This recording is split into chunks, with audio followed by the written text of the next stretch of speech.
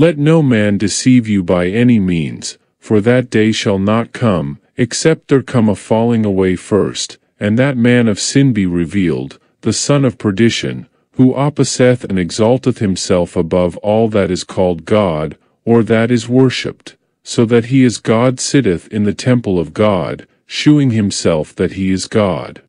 2 Thessalonians 2 verses 3 and 4. From my early childhood, I heard about the Antichrist. In the many years that I've been a Christian, I've heard people speculate that this person or that person could potentially be the Antichrist.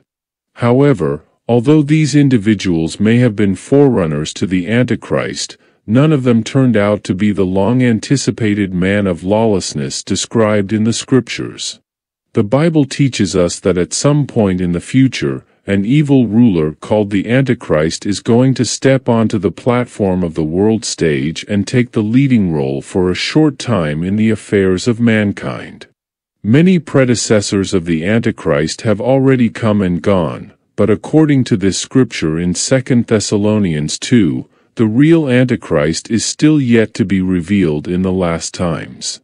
Paul tells us about the supernatural appearance of the Antichrist when he writes about the last days in 2 Thessalonians 2 verses 3 and 4.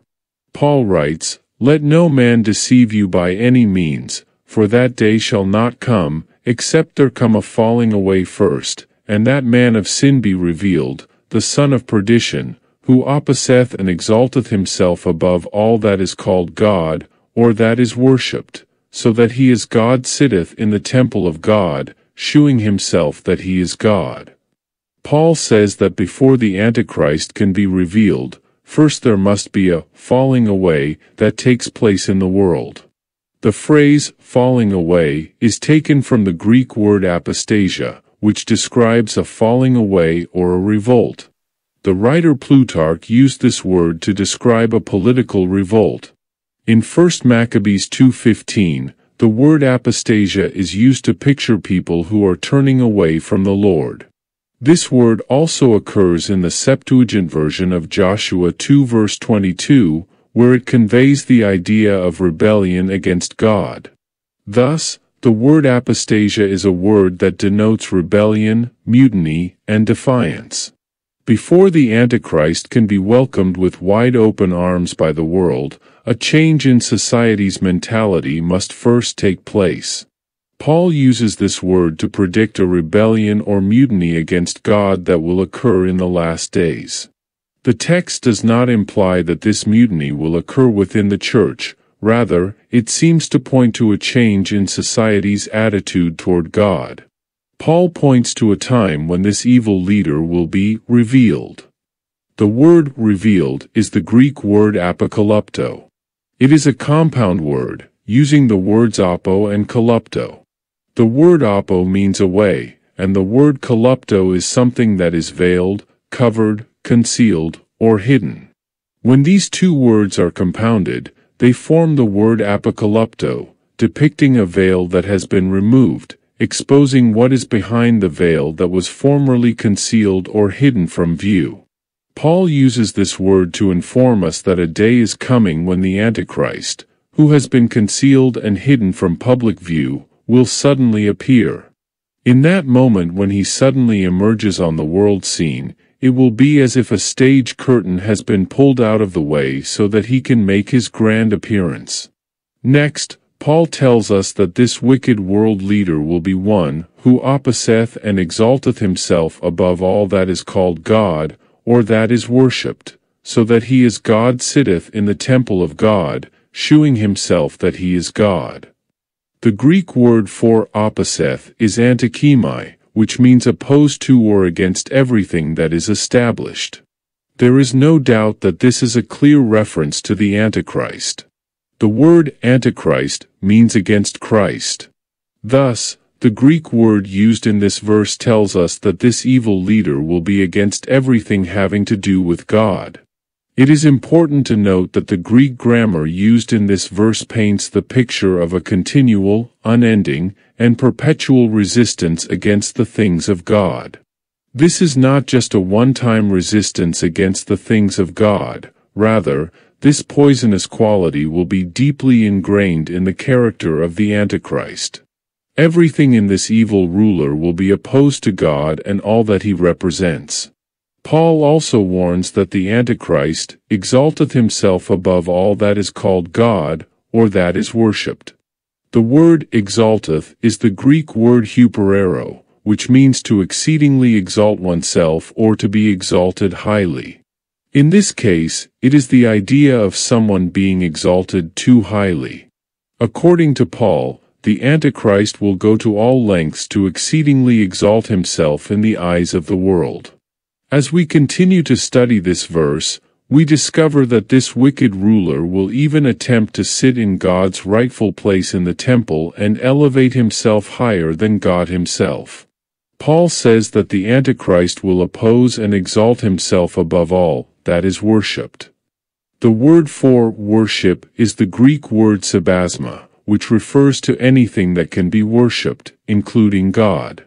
Here we see that the Antichrist will attempt to stop the practice of worshiping God and demand that he become the primary focus of human attention and worship. Then Paul prophesies that the Antichrist will sit in the very place of God in the temple. The word temple is the Greek word naos. It is sometimes used to refer to the innermost part of the temple and may be interpreted as the Holy of Holies. On the basis of this verse, many scholars assert that the Antichrist will enter a rebuilt temple in Jerusalem, where he will go into the Holy of Holies and decree himself to be God incarnate. Wasn't this exactly what Lucifer attempted to do when he declared that he would exalt himself above the very throne of God?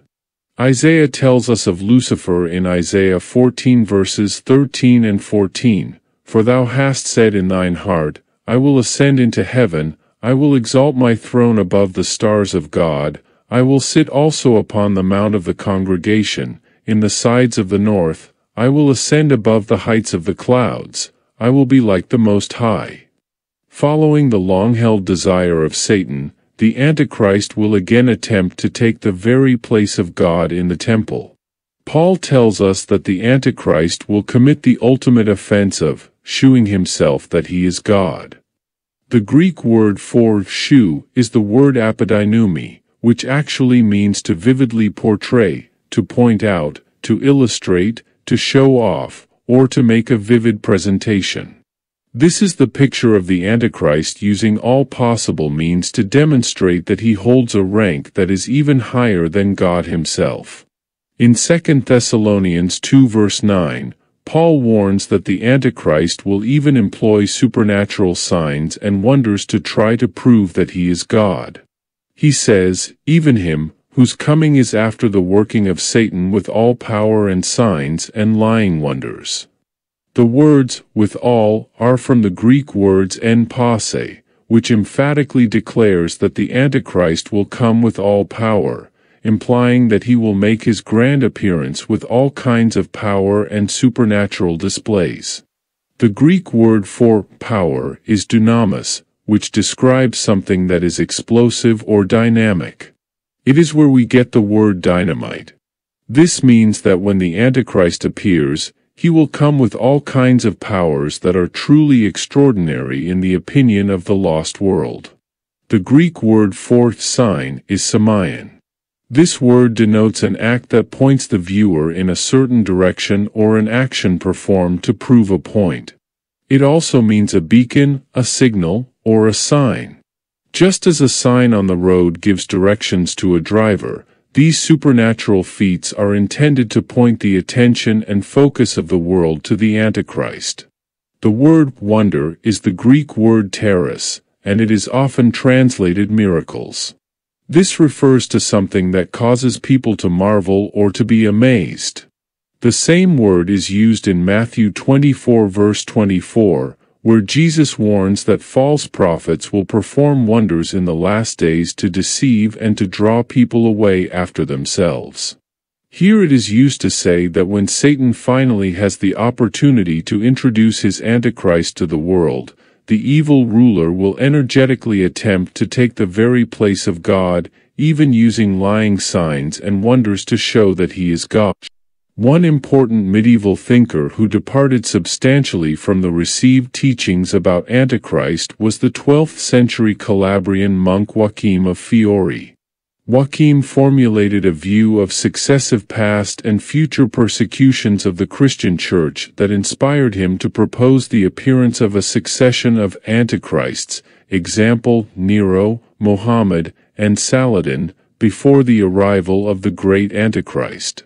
As for the great Antichrist, according to Joachim, he will not be a Jew from Babylon, but rather the embodiment of the worst evils arising out of Joachim's own society, preeminently the crimes of heresy and oppression of the Church. Lastly, since Joachim expected the coming of a wondrous millennial era on earth between the death of Antichrist and the Last Judgment, he found himself obliged to foretell the coming of another enemy of God, a final Antichrist.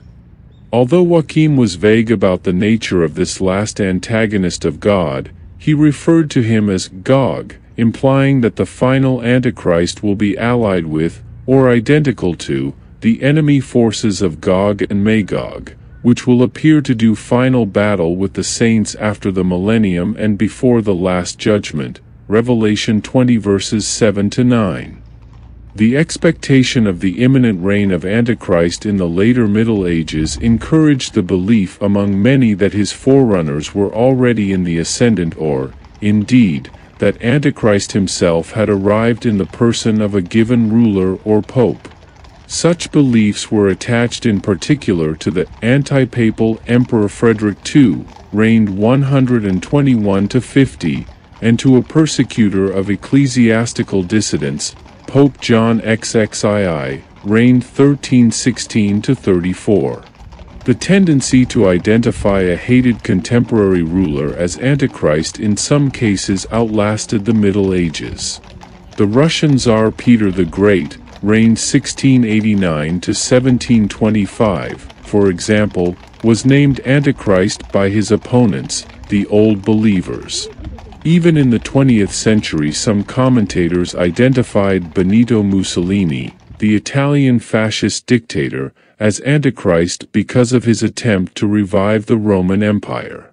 Nevertheless, beginning in the 16th century, the fixation on Antichrist as a coming or present terrible individual gave way to the view of Antichrist as a collective body of evil.